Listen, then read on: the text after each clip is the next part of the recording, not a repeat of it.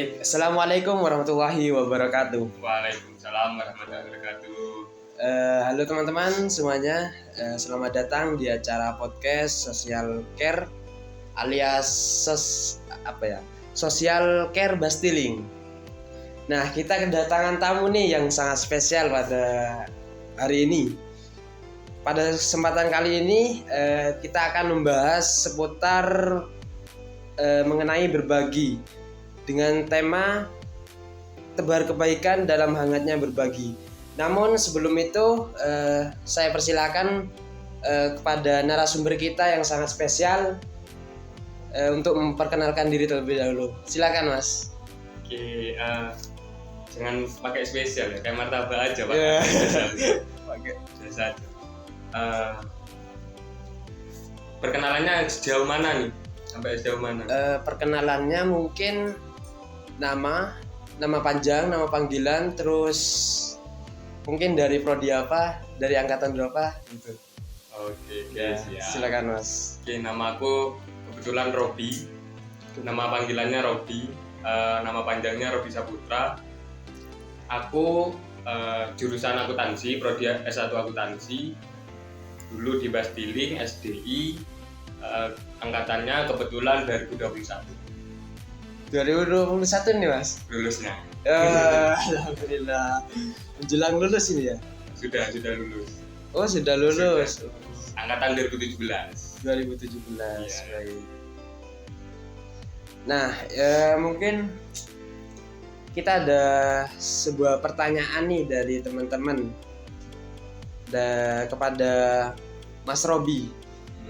Menurut Mas Robi itu definisi berbagi itu seperti apa ya?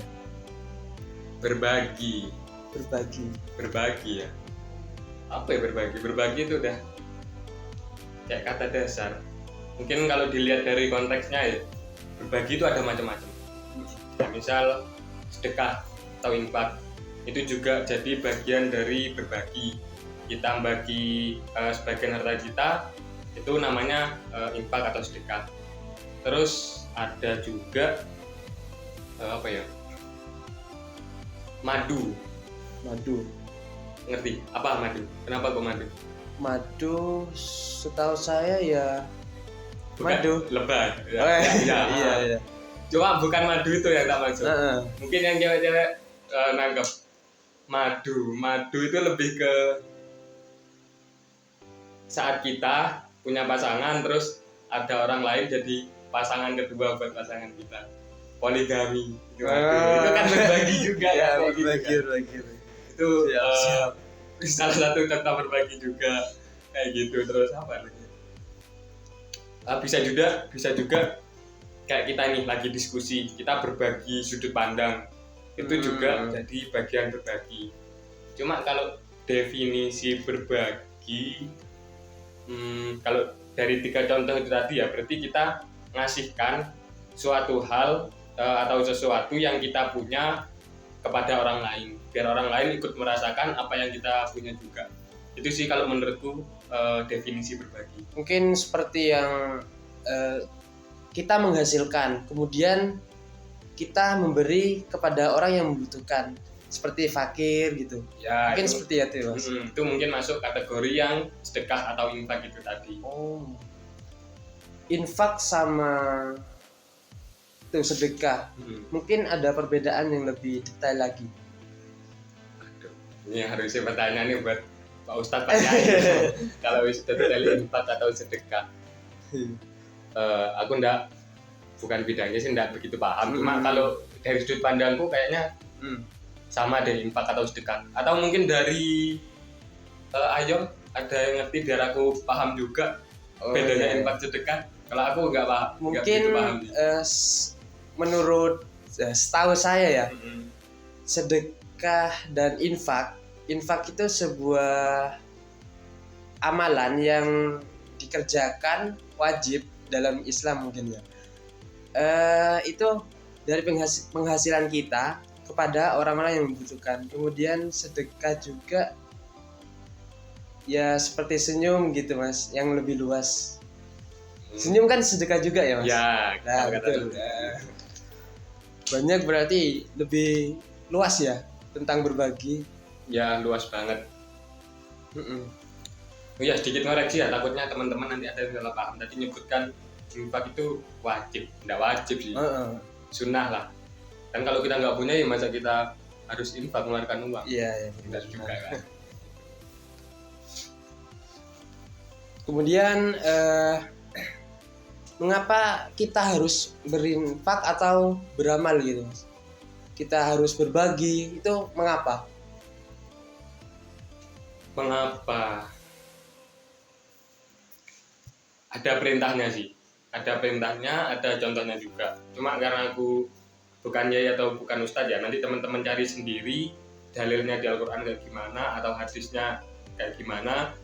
Tapi udah banyak sih contoh-contoh yang dilakukan oleh Rasul serta sahabat-sahabatnya. Sebagai salah satu contoh, zamannya sahabat Nabi Abu Bakar, beliau pernah lihat ada salah satu tokoh kafir Quraisy, saya lupa namanya, nyiksa budaknya yang kulitnya hitam, terus disiksa di terik matahari. Bilal bin Rabah ya, karena disiksa gitu tapi dia tetap mempertahankan tauhidnya, keesaan Tuhannya, terus disiksa terus. Abu Bakar yang lihat saat itu, beliau langsung nebus si Bilal supaya nggak disiksa lagi, supaya dia jadi merdeka. Dan nebusnya nggak tanggung-tanggung, di atas harga wajar lah. Misal harga wajar budak saat itu mungkin 100 dirham, beliau belinya, saya lupa, mungkin beberapa literatur beda, tapi seingat saya yang diceritakan guru ngaji saya itu seberat bobotnya si Bilal ini. Banyak nggak tuh seberat bobotnya kayak gitu. Terus banyak juga sahabat lain kayak Utsman, beliau itu pernah menyedekahkan, menghibahkan sumur. Saya lupa, tapi entah itu di Madinah atau di Mekahnya ya. Tapi kalau nggak salah di Madinah itu dihibahkan atau diinfakkan buat kaum muslimin juga. Banyak juga contoh-contoh lain juga. Terus kayak pas awal-awal orang Mekah hijrah ke Madinah, mereka kan nggak punya apa-apa. Nah saat itu dicontohkan oleh orang-orang Ansor, sahabat-sahabat Ansor, mereka ngasihkan rumah, ada yang ngasihkan rumah mereka, ada yang ngasih sebagian kebun mereka, bahkan yang menurut saya ekstrim sih ini, mereka ngasihkan sebagian dari istri mereka juga. Soalnya kan waktu itu istrinya kebanyakan orang-orang Arab itu lebih dari satu, mereka ngasihkan istrinya juga. Nah itu kan contoh dari berbagi sih, karena berbagi itu penting juga. Selain itu kan ini juga, manusia itu kan pada dasarnya makhluk sosial. Kita butuh orang lain, begitu pula sebaliknya orang lain butuh kita juga. Nah kalau berbagi ini salah satu cara buat menunjukkan bahwa kita itu makhluk sosial, menunjukkan rasa empati, rasa simpati dan lain-lain. Kalau kita ada orang kesusahan misal, atau ada orang butuh bantuan, tapi kita nggak mau bantu, kita nggak mau membagi ke dia, terus esensi kita sebagai manusia ada di mana? Nah, kayak gitu sih. Rasa empatinya itu kurang. Ya. Apakah itu bisa disebut manusia? Ya, tapi ada kurangnya. Iya.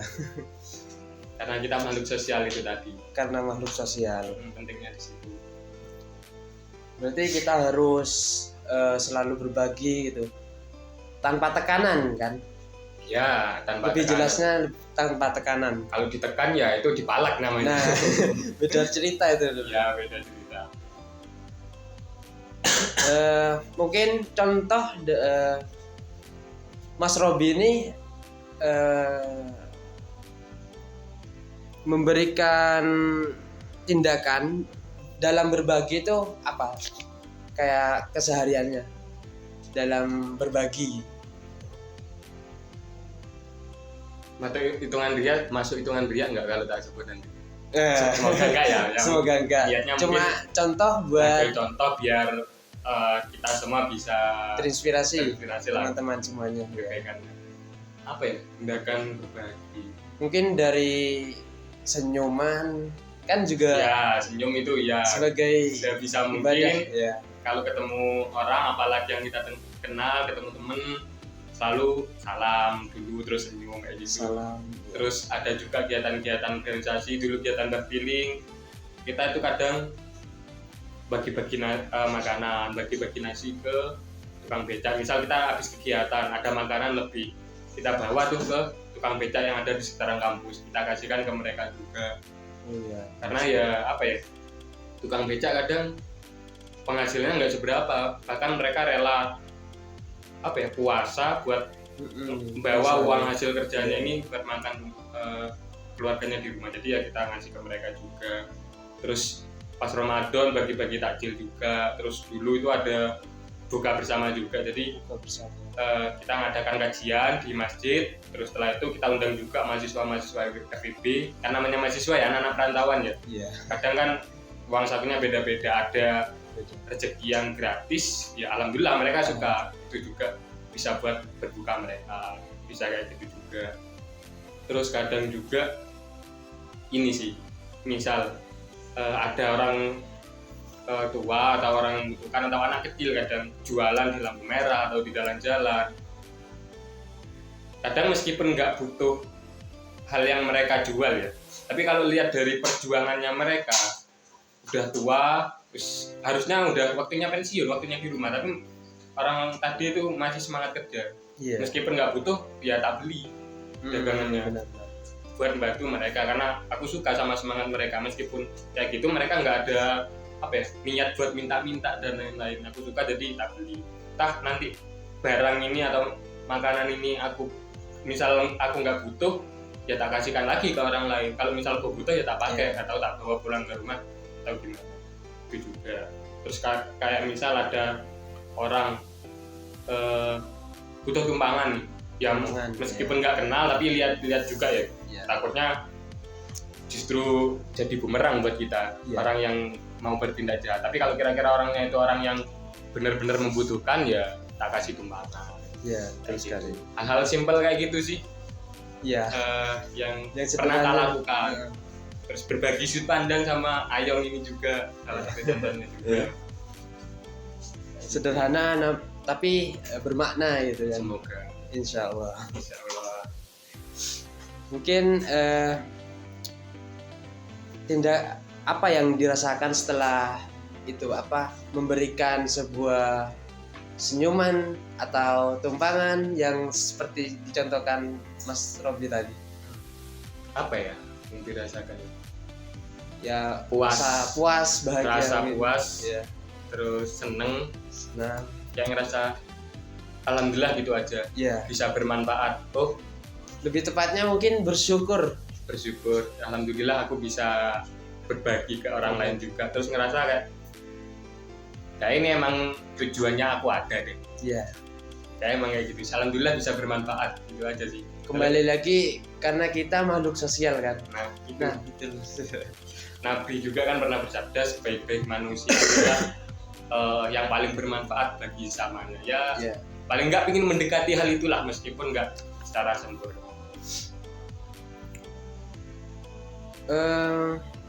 Hal yang paling berkesan nih dalam Mas Robi berbagi itu apa? Yang paling berkesan ya apa ya? Kadang ya ini ngelihat orang yang setelah kita kasih sesuatu dia tuh bilang makasih, alhamdulillah, terus mendoakan kebaikan, padahal ya hal simple sih menurut hal sederhana, kayak misal kita ngebeli dagangannya beliau terus atau yang lain, tapi rasa terima kasihnya itu kayak apa ya, nggak bisa diungkapkan sama kata-kata. Ngelihat ekspresi wajahnya beliau kayak ngerasa tertolong, terus alhamdulillah Tuhan ngirim kita yang buat jadi perantaranya buat nolong dia. Itu sih yang tak rasakan, nggak bisa diungkapkan dengan kata-kata. Ada sesuatu tertentu itu yang karena rasakan. Keikhlasannya sudah apa ya, tinggi mungkin dari Mas Robi sendiri. Semoga. Insya Allah. Nah ini sejauh ini kan sudah kayak berbagi ilmu sedikit kurang lebihnya tentang berbagi. Nah mungkin yang saya tanyakan ini ada kesehariannya Mas Robi ini seperti apa? Keseharian Mungkin dari pagi sampai malam ya. gitu. Kalau aku ini sih keseharian, karena udah lulus biasanya Senin sampai Jumat tuh kerja pagi sampai sore atau maghrib lah kayak gitu. Terus pulang kerja, karena di rumah aku belum nikah tapi punya banyak anak-anak, Ya. ngurus mereka juga, ngurus organisasi serupa sama Mbak Titing lah Ya. di rumah. Jadi pulang kerja, ngurus mereka butuh sharing, butuh bantuan apa, sharing sama mereka. Terus sama bapak-bapak juga, karena kalau organisasi di masyarakat itu ada yang muda, ada yang tua juga. Kebetulan organisasiku itu paling muda, jadi kalau ke anak-anak mungkin jadi teman sharing, kalau ke bapak-bapak bentuk bakti kita, bantu Bakti. ya gitu juga. Biasanya itu sih kalau malam. Terus Sabtu Minggu full buat mereka sih biasanya. Kadang juga misal orang tua butuh bantuan, ya aku bantu mereka juga. Adik butuh bantuan, bantu adik juga, Iya. bantu belajar dan lain-lain. Itu sih Saling keseharian. membantu. Mungkin pertanyaannya mengenai hobi yang dilakukan Mas Robi ini apa ya? Hobi Hobi. Kemana kah? ya nggak terlalu kayak gitu sih. Aku lebih suka ini sih. Kalau menurutku ini hobi ya, tapi mungkin menurut orang lain bukan, aku nggak tahu juga.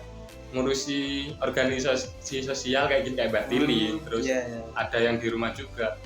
Menurutku itu hobi sih. Soalnya aku melakukan nggak tahu, seneng aja gitu. Meskipun pulang kerja, kadang kan pulang kerja atau pulang kuliah kan capek banget rasanya. Tapi karena ini udah jadi hobiku, ini udah jadi Iya, senenganku, benar. ya tak lakuin aja meskipun belum makan atau apa. Tapi karena udah seneng, rasa capek itu tadi, rasa mungkin stres karena tekanan pekerjaan itu tadi, jadi hilang gitu aja. Hobi kan sesuatu yang kita lakukan, kita seneng dan itu Iya, dilakukan iya, secara betul. konsisten kan. Iya. Dan yang kalau tak lihat dari pola hidupku selama ini, ya hal ini kayaknya aku udah mulai menemukan kayak jalan hidupku di sini deh. Jadi hobiku ya ini, organisasi ini, ngurusi Ya, siap. orang-orang kayak gitu. Berarti hobinya itu lebih ke berkegiatan yang lebih bermanfaat gitu ya? Ya aku orangnya nggak, dalam hal tertentu nggak suka diem sih. Soalnya kalau diem justru stres aku. Nah, ya betul sekali. Dulu awal-awal corona itu stres banget. Biasanya aktivitas mulai pagi sampai malam, mulai subuh sampai malam. Terus setelah itu berkurang banget, jadi lebih banyak diem di kamar, terus depan laptop kuliah. Stres banget rasanya. Ya Karena pasti perubahan stres. gitu. Pengalamanku juga itu bisa ya juga sama stres. Kalau tidak berkegiatan itu stres. Iya. Kalau berkegiatan itu malah jadi tambah membara gitu semangatnya. Kadang sakit pun nggak kerasa, hilang Nah, ya, sakitnya. iya betul. Setipe berarti kita. Iya. Soalnya kan ada kadang orang itu justru malas keluar, malas ketemu orang, malas berkegiatan, tapi rebahan di kasur, ya lebih seneng mereka. Cuma Iya. kan ya tiap orang karakternya beda. Berbeda-beda. Kebetulan kita lebih yang aktif bergerak ya. Ya. Mungkin kecocokan. Mungkin Mas Robi bisa sharing-sharing mengenai berbagi di itu apa? Di ruang lingkup mahasiswa. Mungkin yang seperti apa? Ruang lingkup mahasiswa Iya. banyak sih. Hal kecil, senyuman. Senyuman. Teman-teman senyum ke kawannya, menurutku itu bener-bener ngebantu banget loh. Mungkin kadang kita ngerasa cuma senyum, tapi bagi orang lain itu bisa jadi berharga banget. Ya. Karena namanya mahasiswa ya, apalagi sorry ya mungkin buat anak-anak IP. Anak-anak IP itu kadang kuliahnya berat. Aku lihat itu mereka keluar kelas, kalau di angkatanku jarang banget yang senyum. Coba aja kita senyumin mereka. Siapa tahu senyuman itu, rasa bahagia kita itu bisa menular ke mereka yang awalnya mereka mungkin frustasi, stres, Ya. depresi, akhirnya jadi ngerasa sedikit lebih tenang, terus ikut senyum juga, jadi lebih enteng lah ke mereka. Hal kecil, senyuman, itu dari senyuman. Terus karena tingkatnya mahasiswa, pelajar, eh, teman-teman kan punya ilmu, mungkin tiap orang tingkatan ilmunya beda-beda ya. Iya. Bisa kayak bagi ilmu, sharing ilmu, diskusi. Misal ada pelajaran akuntansi, misal anak IP atau anak manajemen kan ada tuh di pengantar, mungkin nggak bisa minta bantuan ke anak akuntansi, nanti biar anak akuntansinya yang bagi ilmunya ke mereka. Bisa dari hal-hal kayak gitu juga. Berbagi.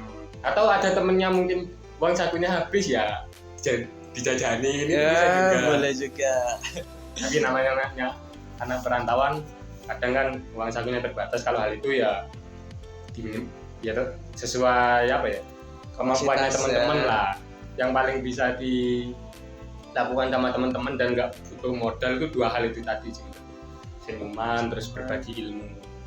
Terus ini juga sih, berbagi apa ya, kesenangan yang apa yang kita rasakan. Kayak misal aku dulu ngurus bus dealing, aku ngerasa dapat banyak manfaat, aku ngerasa beda banget gitu antara aku di bus dealing sama aku nggak di bus dealing. Aku ngerasa beda banget karena aku ngerasa aku enak di bus dealing, manfaatnya banyak. Aku juga pengen berbagi rasa yang tak rasakan itu tadi ke teman-temanku juga, dengan cara ya aku ngajak mereka jadi anggota bus dealing, atau kita ada kegiatan bus dealing meskipun mereka nggak mau jadi anggota kita coba berbaur dan dekat dengan mereka juga. Hal-hal kayak gitu sih, seenggaknya apa yang kulakukan di bus dealing ini bisa bermanfaat ke teman-teman yang lain. Itu sih yang tak rasakan. Tapi banyak banget manfaat yang tak rasakan di bus dealing. Banyak Banget. Artinya banyak. Kemudian dari contoh berbagi non materi ya, bisa dibilang non materi, memberikan senyuman kepada orang lain. Nah, bagaimana kalau kita itu memberikan senyuman kepada lawan jenis, itu apakah gimana nih? Apakah boleh atau tidak? Mungkin menurut sudut pandang Mas Robi sendiri. Ya, sudut pandangku ya, soalnya dalam hal ini sudut pandang tiap orang beda-beda. Iya, berbeda-beda. Balik lagi ke niatnya sih, senyum itu untuk apa? Iya. Kalau senyum itu buat menggoda, kalau nggak boleh. Tapi kalau sekedar senyum itu karena ya ini temanku, ya aku senyum ke dia dan lain-lain, nggak masalah sih. Why not? Iya. Kenapa tidak? Sekedar senyum. Cuma ya secukupnya lah, jangan berlebihan juga. Ya diarahkan juga, niatnya jangan sampai salah, jangan sampai tujuannya ke arah menggoda kayak gitu sih. Kalau menurutku nggak apa-apa, asal niatnya baik. Kan segala sesuatu balik lagi ke niatnya. Kalau niatnya baik ya nggak masalah. Tapi kalau niatnya aja udah salah, hal baik sekalipun jadinya bakalan nggak baik kalau niatnya udah salah. Iya. Berarti tergantung dari niat kita untuk melakukan sesuatu ya. Tergantung dari niat. Niat yang baik itu ya bakalan menghasilkan sesuatu yang baik. Boleh tak minum nih? Boleh. Silakan Mas, minum dulu.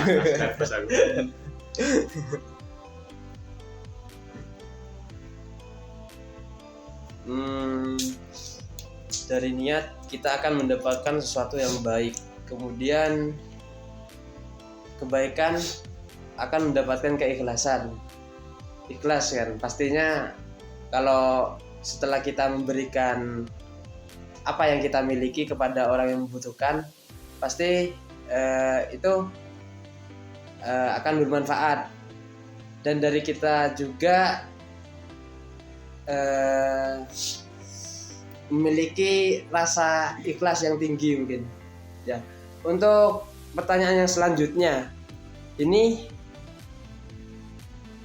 cara terbaik untuk berbagi itu seperti apa? Dari Mas Robi sendiri. Cara terbaik untuk berbagi ya, lakukan sesegera mungkin, sekecil apapun itu, entah sekedar senyuman, entah itu hanya untuk satu orang, lakukan sesegera mungkin. Terus setelah itu lupakan, nggak usah diinget-inget wis, nggak usah berharap dia bakalan balas budi atau apa, lupakan wis. Kalau kita udah berbagi itu tadi, biar apa ya, jadinya kita ikhlas. Soalnya kalau kita melakukan sesuatu kita berharap nanti biar suatu hari dia ngebalas kebaikan kita. Kalau ternyata suatu hari dia nggak bisa ngebalas kebaikan kita, kan ada kecewa dalam diri kita akhirnya. Dan kecewa itu dari mana ya? Dari ekspektasi kita itu sendiri. Makanya setelah melakukan sesuatu, berbagi atau apapun itu, lupakan guys, nggak usah diinget-inget. Toh kita melakukan kebaikan, berbagi itu tadi sebenarnya bukan cuma buat orang lain, sebenarnya ya buat diri kita sendiri. Karena kan kalau di Buddha atau apa ada istilah karma kan atau dharma mungkin ya kalau terkait kebaikan ini. Nah, kalau kita melakukan sesuatu yang baik, ya hal baik ini bakalan kembali ke kita, mungkin ya gitu sih. Dan yang balas itu ya Allah tentunya, ada sendiri lah. Pasti ada timbal baliknya ya. Pasti, sekecil apapun. Kalau bahasanya guruku itu apa ya? Semut Buddha, ngerti semut Buddha? Semut Buddha, semut merah. Kecil banget, semut yang kecil banget ukurannya itu. Bahkan mungkin sebutiran gula atau lebih gitu, kayak gitu. Kebaikan seringan itu aja ya pasti ada balasan. Pasti ada balasan. Sejauh ini dari Mas Robi sendiri itu dalam melakukan kebaikan seperti berbagi, benefit apa saja yang didapat ketika kita melakukan kegiatan seperti itu? Benefit apa saja ya? Dapat rasa puas itu tadi. Rasa puas. Dapat ketenangan, dapat kesenangan karena bisa ngelihat orang lain tersenyum atau orang lain kebantu. Terus apa ya? Kalau misal nih, ya nggak tahu sih. Kalau yang tak rasakan, misal ada orang ngebantu aku atau berbagi sesuatu ke aku berpikir bahwa ada orang yang bantu aku, berarti cara membalasnya aku ke orang ini, meskipun gak langsung ke dia, aku harus melakukan kebaikan ini ke orang lain juga.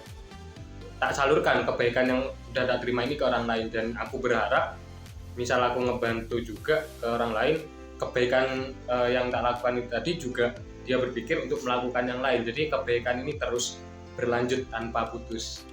Itu kayak gitu juga. Terus apa lagi ya?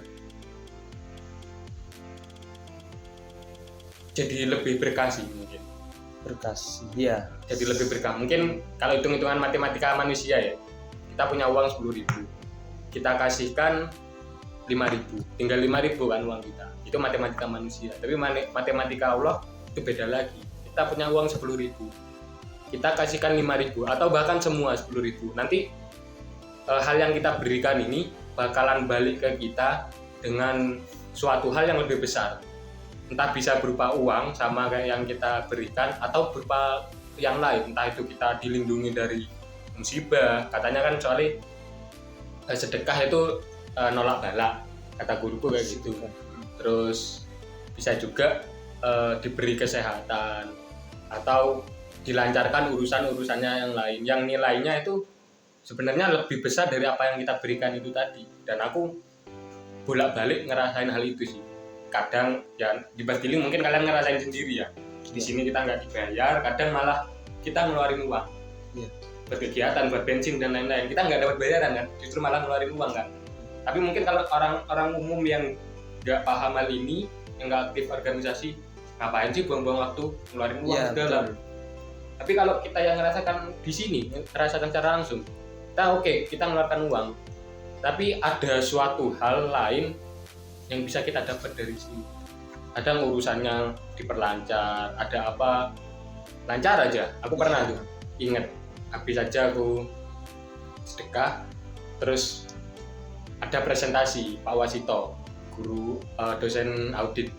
Beliau itu terkenal pas presentasi di kelas, rasa-rasanya itu kayak sidang, setengahnya kayak sidang. Jadi anak-anak yang presentasi itu pertanyaannya macam-macam. Ada yang pernah ngerasa gak? Oh, bukan akuntansi ya? Nah, mungkin nanti tanya ke teman akuntansi. Biasanya kalau angkatanku itu presentasi rasanya kayak sidang, banyak pertanyaan, terus yang lain diwajibkan buat tanya juga, rasanya kayak gitu.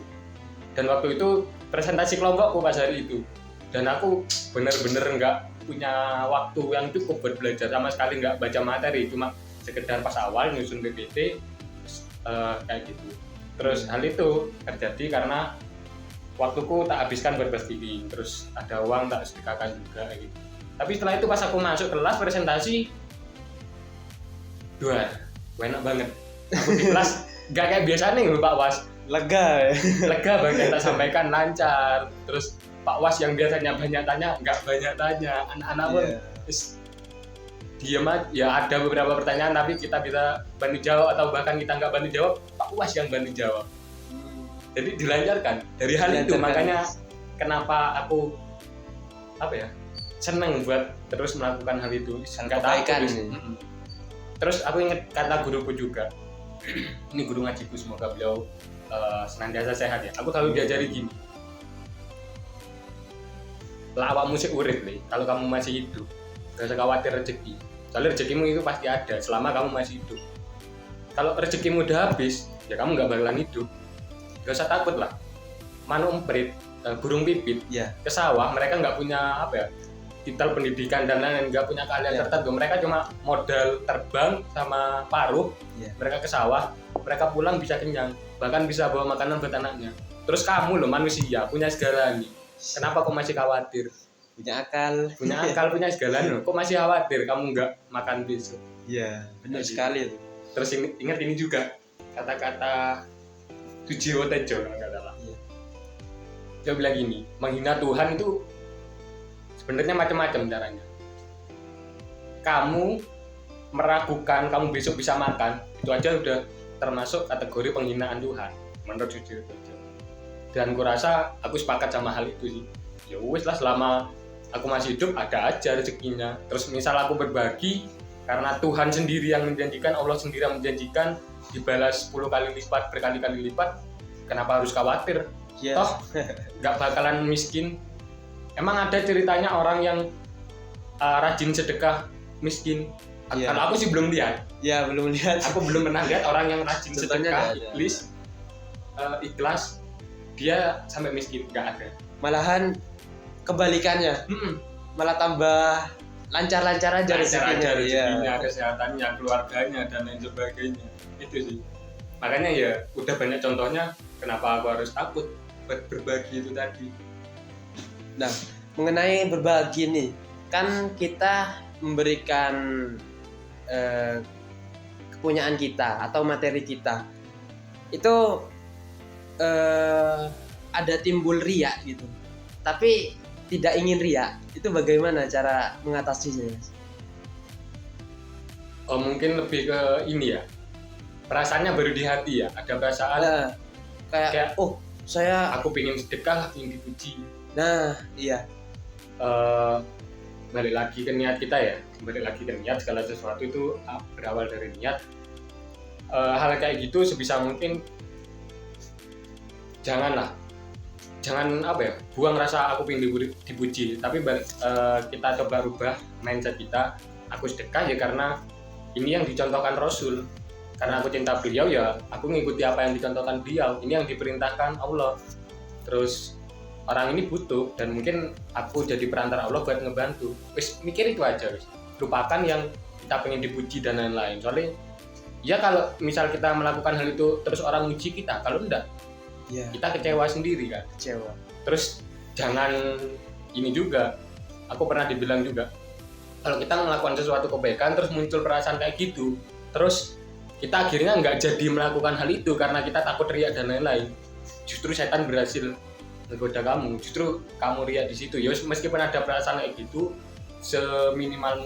semaksimal mungkin kamu buang perasaan itu sambil tetap kamu lakukan kegiatan berbagi atau kebaikan itu tadi. Tapi ya itu niatnya ditata lagi, tapi tetap kamu lakukan meskipun sedikit masih ada rasa itu timbul riya, meskipun tidak ingin riya ya tetap kita lakukan aja. Soalnya kalau kita nggak melakukan, ya koreksi kalau aku salah ya nanti ya. Aku pernah dengar di ceramah, justru itu riya itu di situ. Kalau kita melakukan sesuatu karena kita ingin dipuji orang, atau terus akhirnya kita mikir aku nggak pengen dipuji orang, yus lah nggak melakukan. Justru di situ malah itu jadi salah satu kategori riya juga. Kayak gitu. Itu tindakan yang salah berarti ya Mas? Iya, lakukan aja wis, meskipun ada timbul rasa perasaan kayak gitu, eh, perbaiki perasaan itu sambil tetap kita lakukan. Kita tekan terus, tekan, kemudian mungkin Lama-lama terbiasa. Nah, Lama-lama terbiasa. Akhirnya bisa juga. nggak ada perasaan itu, berbagi aja. Benar.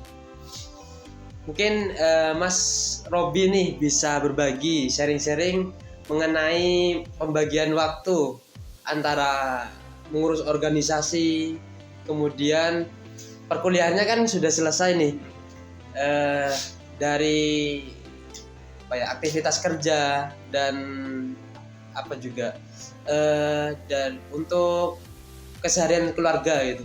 Cara membagi waktunya itu bagaimana dari Mas Robi sendiri? Ya tinggal bagi, sesimpel itu sih. Aku pernah dengar ceramahnya Ustadz Adida ya. Terus bagi waktu. Ada pertanyaan kayak gini juga. Ya bagi, sesimpel itu sebenarnya. Kalau waktu itu baginya gampang. Sebenarnya masalahnya bukan dibagi waktu sih, tapi lebih ke bagaimana kita ngehandle diri kita sendiri. Karena rasa malas. Sebenarnya kalau kita mau antara kuliah, organisasi, kerja, bantu urusan di rumah, hal itu gampang dilakukan. Yang penting kita tahu prioritas, mana yang penting, mana yang kurang penting, mana yang nggak penting, mana yang mendesak harus segera dilakukan, mana yang masih ditunda, mana yang itu sebenarnya nggak mendesak tapi tetap perlu kita lakukan buat jangka panjangnya. Kita perlu tahu hal kayak gitu lah. Terus jangan banyak menunda-nunda. Ya aku sendiri pun dalam hal ini masih proses belajar juga ya. Tapi sebisa mungkin kalau aku masih bisa kontrol, kalau bisa tak selesaikan saat itu juga, nggak ada hal lain yang lebih penting dan mendesak yang tak kerjakan, ya hal ini tak selesaikan dulu, baru aku beranjak ke yang lain. Kalau kita semakin sering menunda, ya bakalan banyak akhirnya pekerjaan-pekerjaan atau kegiatan-kegiatan yang menumpuk, nggak terselesaikan. Dan masalahnya di situ, kontrol diri sih, manajemen diri sih kalau menurutku. Kalau manajemen waktu gampang lah, tinggal bagi jam kuliah jam sekian, mana yang lebih penting, urusan organisasi jam sekian, bantu orang tua di rumah, misal kita PP pulang juga ke rumah bisanya hari ini, ya tinggal bagi gitu aja.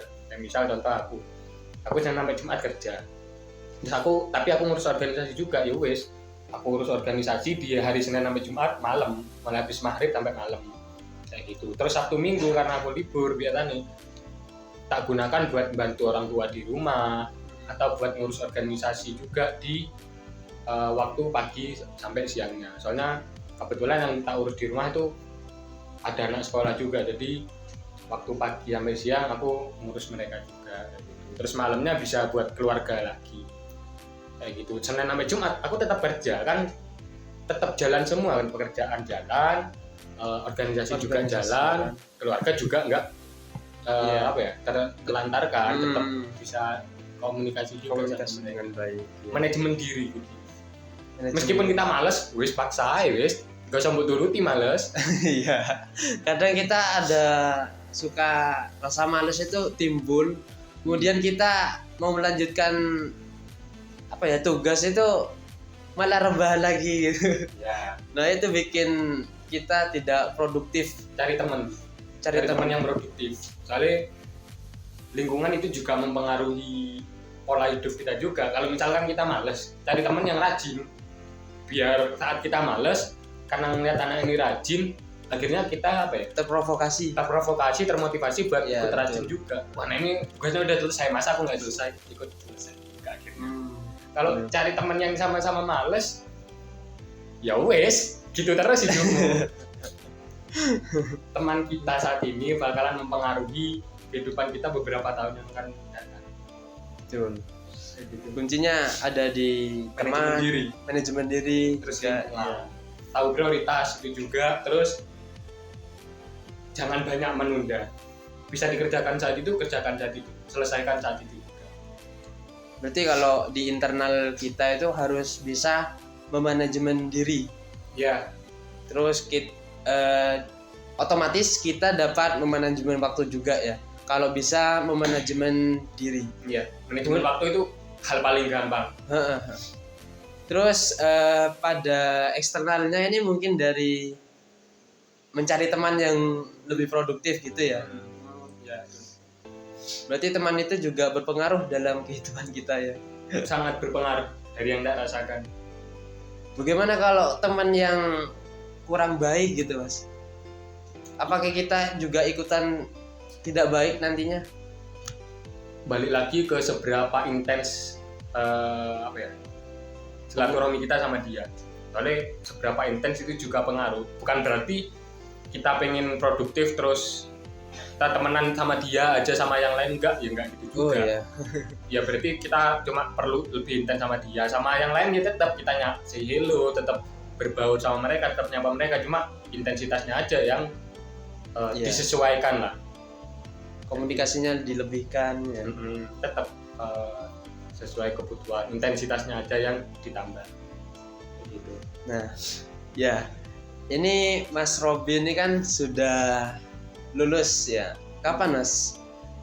Tahun 2021. 2021. Cuma wisudanya baru awal tahun kemarin. Oh iya. Ini apakah ada rencana nikah itu? Wah. Gimana nih? Kamu bertanya. Bertanya-tanya ini. Kalau rencana ya fitrahnya manusia tentu ada. Iya. Itu sebagian dari sunnah Nabi juga. Cuma kapannya itu ya kapanpun lah saat aku siap. Cuma dalam waktu dekat belum siap aja sih. Masih banyak hal yang perlu dieksplor. Ya, perlu diperbaiki juga. Banyak anak-anak yang masih perlu tahu. Paling nggak latihan dulu. Berlatih dulu, kemudian ya melaksanakan mungkin. Pertanyaan ini, kita pikir pertanyaan kayak gini cuma ada di momen lebaran tak? Ada kok di sini. Santai, semua pertanyaan akan dibahas lebih detail. Siap. Kemudian apakah itu dapat merugikan kita dalam kita berkegiatan berbagi tersebut? Kayak apakah kita mendapatkan kerugian atau keuntungan saat kita ada di titik paling terendah gitu? Kan kita di titik yang paling terendah, kita hanya mempunyai uang 10.000. Nah, di depan itu ada orang yang membutuhkan gitu. Ada orang, anak kecil yang berjualan gitu. Nah, rasa iba kita itu muncul. Nah, kita ingin membeli, tapi kita sendiri itu tidak memiliki materi, hanya uang 10.000 itu. Apalagi kita anak kos lah, mahasiswa ya, yang kebutuhan dananya itu pas-pasan gitu. Itu gimana Mas? Kamu yakin nggak? Kamu berani nggak ambil resiko? Misal, kamu tinggal 10 nih, tapi kata kamu itu tadi ada anak yang kira-kira butuh buat dagangannya laku. Kamu berani nggak ambil resiko ngeluarin uangmu yang tinggal 10.000 itu, niat nolong, tapi ya itu entah nanti bakalan ada return atau enggak, ya kita nggak tahu kan. Cuma ini prinsip investasi ya, high risk high return. Semakin besar resikonya, imbal hasil yang kita dapat itu semakin besar juga. Tingkatannya di situ. Itu yang membedakan orang yang tingkat ketakuannya, tingkat keyakinannya tinggi sama rendah.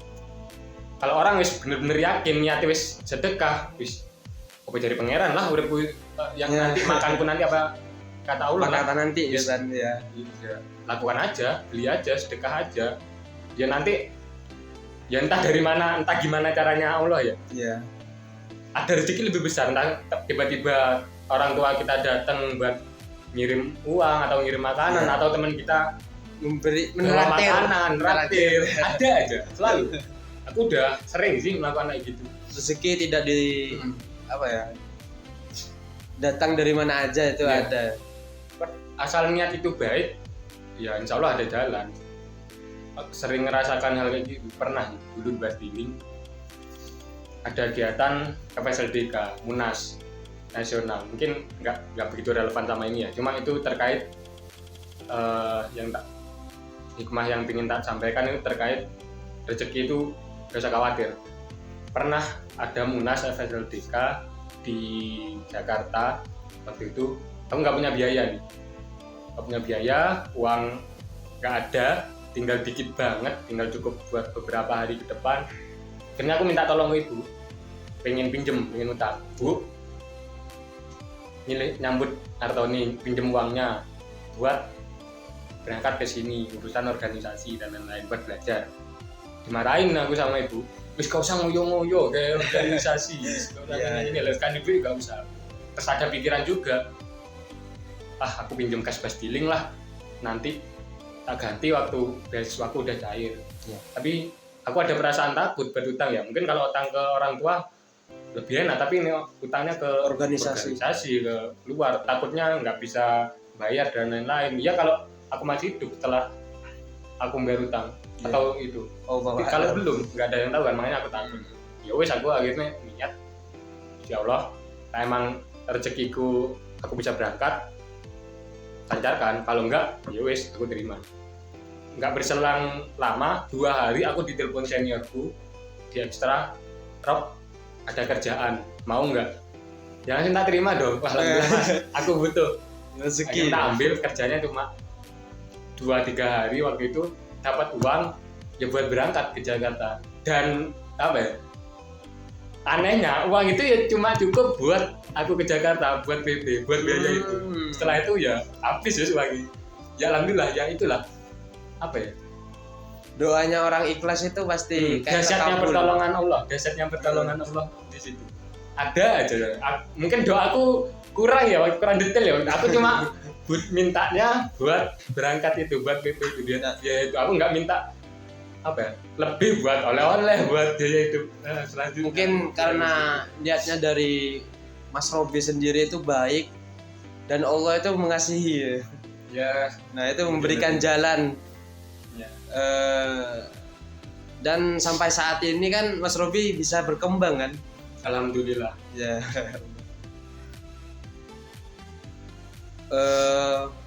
Selanjutnya ini mungkin ada closing statement dari Mas Robi. Closing statement dari aku ya. Untuk berbagi, untuk melakukan kebaikan ya. Lakukan sesegera mungkin, sekecil apapun itu, meskipun cuma senyuman. Nggak perlu banyak orang, 1 orang sekalipun nggak apa-apa, lakukan. Setelah itu lupakan. Itu sih closing statement dari aku. Berarti kayak mengikhlaskan sesuatu kebaikan kita ya. Biar kita lebih puas, lebih tenang aja, wis nggak mikir buat lain.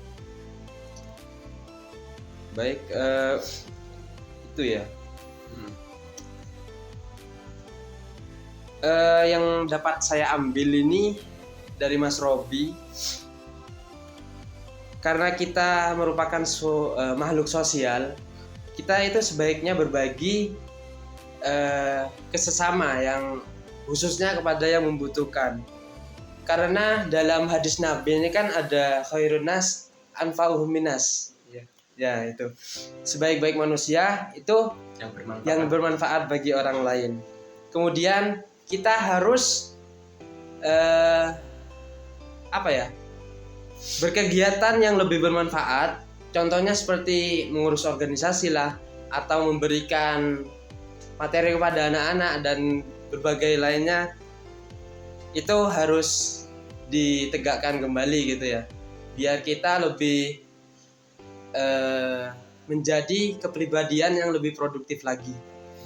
Kemudian juga yang saya tangkap ini ada melakukan hal kecil seperti kebaikan yang berbagi, kemudian kita melupakannya.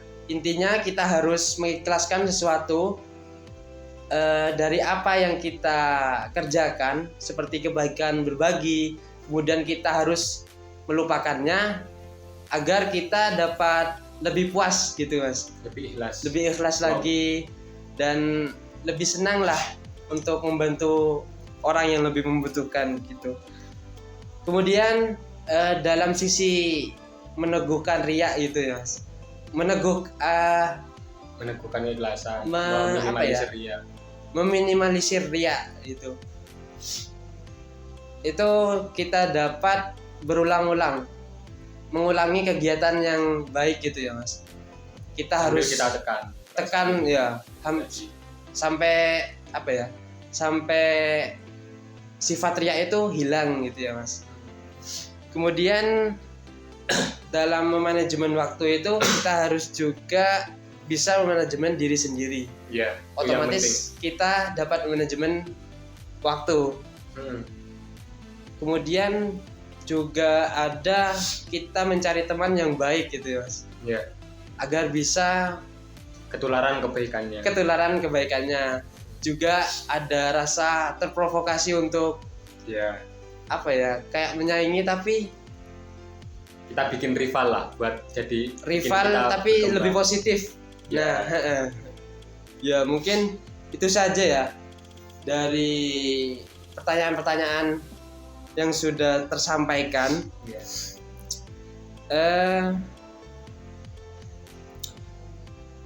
Saya mengucapkan terima kasih juga atas kehadiran Mas Robi. Terima kasih kembali.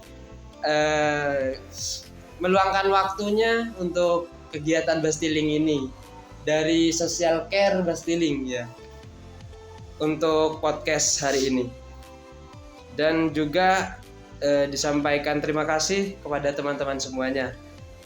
Mungkin itu saja yang dapat dipertanyakan kepada Mas Robi, narasumber kita yang ya spesial mungkin. Bukan apa-apa. Baik, terima kasih Mas Robi. Assalamualaikum warahmatullahi wabarakatuh. Waalaikumsalam warahmatullahi wabarakatuh.